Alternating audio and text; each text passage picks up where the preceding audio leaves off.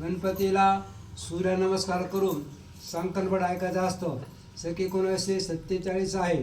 यंदा संक्रांत पाऊस वैद्य एकादशी आले आहे. त्या दिवशी एकादशी तिथी आहे, म्हणून एकादशीला आवरी खाली तरी चालेल, उपास मोडणार नाही. संक्रांत यावर्षी वाघावर बसलेली आहे. किंक्रांत घोड्यावरती आहे. संक्रांतीने वस्त्र पिवळ्या रंगाचं वापरलं आहे. संक्रांतीने कपाळाला केशरी गंध लावलेला आहे. संक्रांत एका हातात गादा, एका हातात दंड घेतला आहे. वासाकरता जाईचं फूल पांढरं वापरलं आहे. संक्रांती अंगामध्ये उष्णार्थ म्हणून मोती वापरले आहे. संक्रांत यंदा अंगामध्ये मोती वापरले आहे. संक्रांतीने अन्न म्हणून फक्त खीर पिऊ राहिली गोड. संक्रांत यंदा कुमारिक आलेली आहे, खाली बसलेली आहे. संक्रांत यंदा सापाचोनीत जन्माला आलेली आहे. संक्रांत आता निघाली पूर्व दिशेकडून, चालली पश्चिमेला, पाती त्या वायू कोपऱ्यामध्ये.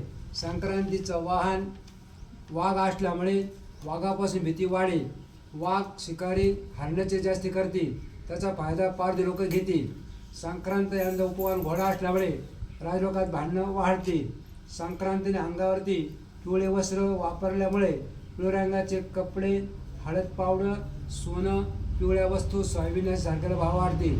संक्रांत यंदा वासाकरता फूल घेतलं जायचं तर फुलाचा नाश होईल. संक्रांत यंदा कपाळी टिळा लावल्या केसरी गंधाचा, टिळ्या गंध विकणाऱ्यांना त्रास होईल.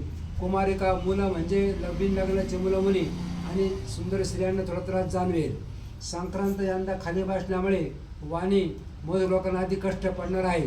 संक्रांत यंदा सर्पाचं झाल्यामुळे साप खूप मरणार आहे. सापाची भीती कमी राहील, परंतु त्याचा फायदा करून लोक घेतील. संक्रांत खीर पीत असल्यामुळे दुधाला, साखरेला, तांदळाला शीत पदार्थ महाग होणार आहे. संक्रांत यंदा तिचं रासना मंदाकिनी असल्यामुळे राजलोकांना फायदा आहे. राजलोकांना फायदा होऊन पैसे जास्त मिळेल.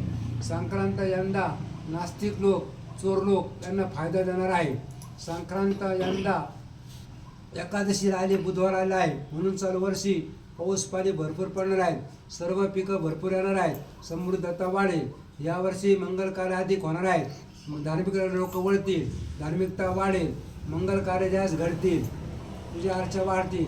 संक्रांत यंदा जे रोज प्रवास करतात त्यांना सुख दुःख समान ठेवलं आहे.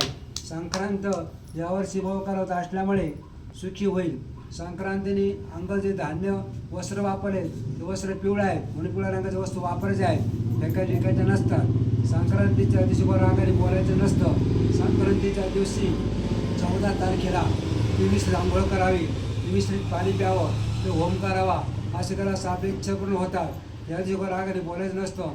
दुपारी 3:06 सूर्य मकर राशीत जात आहेत, म्हणून पुण्यकाळ 3 वाजेपासून संध्याकाळपर्यंत आहे. म्हणून वावशाच्या सर्वांनी 3 वाजेपासून संध्याकाळपर्यंत हा संक्रांत आहे.